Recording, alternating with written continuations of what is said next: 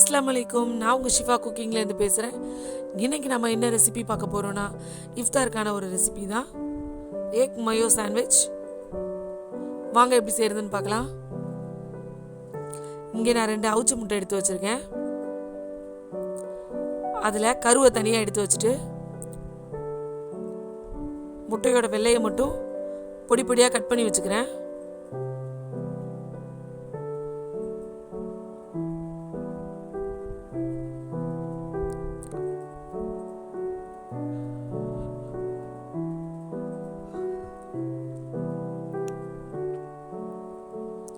முட்டை எல்லாத்தையும் கட் பண்ணி வச்சுட்டேன். இப்போ அந்த கருவை லைட்டாக ஃபோக்கை வச்சு இந்த மாதிரி ப்ரெஸ் பண்ணி விட்டுக்கிறேன்.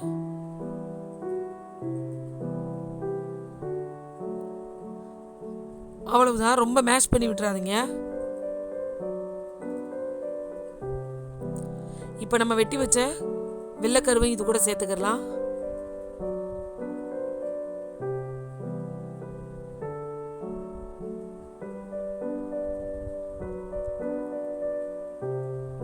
இது கூட கொஞ்சமாக துருவுன கேரட் சேர்த்துக்கிறேன்.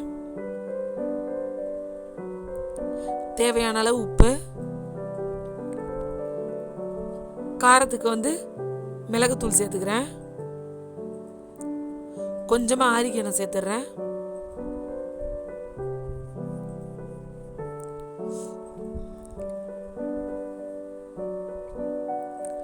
அப்புறம் இங்கே பாக்கெட்டில் கிடைக்குதுல அந்த மயோனைஸ் இது கூட சேர்த்துக்கிறேன்.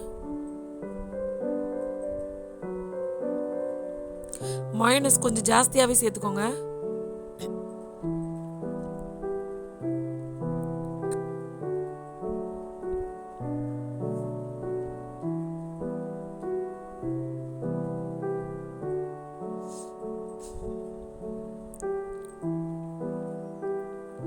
மயோனைஸ் ஜாஸ்தியாக இருந்தால் தான் நம்ம சாப்பிடும் போது நல்ல ஜூஸியாக இருக்கிற மாதிரி இருக்கும்.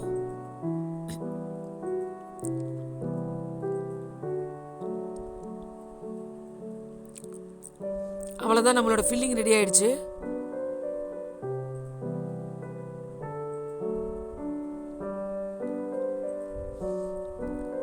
இப்போ பிரெட் எடுத்து ஓரத்தில் இருக்க கார்னர் எல்லாத்தையும் கட் பண்ணிக்கிறேன்.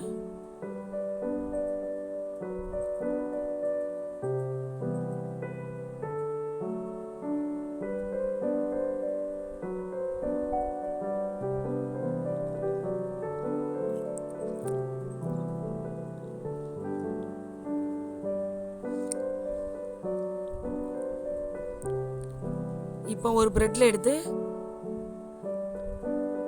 அந்த எக் மயோவை நல்லா ஃபில் பண்ணிக்கிறேன். நல்லா திக்காக அப்ளை பண்ணிட்டு மேலே இன்னொரு பிரெட்டை வச்சு மூடிடுறேன். அதே மாதிரி அடுத்த பிரெட்லையும் ஃபில் பண்ணி இன்னொரு பிரெட்டை வச்சு மூடிட்டேன். இப்போ அந்த பிரெட்டோட மேல் பக்கத்தில் நல்லா மயோனைஸ் அப்ளை பண்ணிக்கிறேன்.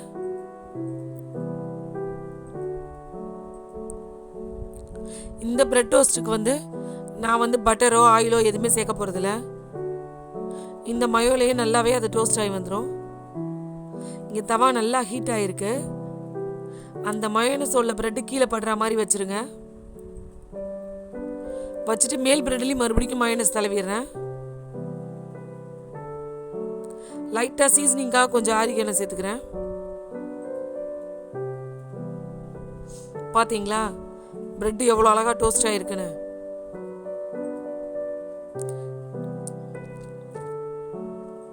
அவ்வளோதான், அதை எடுத்துடுறேன். பார்த்தீங்களா அந்த மயோனைஸ் கீழே படுற மாதிரி தவால பிரெட்டை போட்டுட்டு மேல் பிரெட்லையும் தடவி விட்டுருங்க. கொஞ்சமாக ஆரிகேனம் சேர்த்துடுறேன்.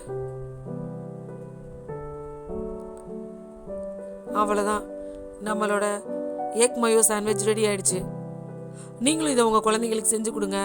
செஞ்சு கொடுத்துட்டு எப்படி இருந்துச்சுன்னு எனக்கு கமெண்ட் பண்ணுங்கள். என்னோட இந்த ரெசிபி உங்களுக்கு பிடிச்சிருந்துச்சுன்னா என்னோட சேனலை லைக் பண்ணுங்கள், ஷேர் பண்ணுங்கள், சப்ஸ்கிரைப் பண்ணுங்கள். மறந்துடாமல் பெல் ஐக்கானை கிளிக் பண்ணுங்கள். சூப்பர், சப்ஸ்கிரைப் பண்ணுங்க.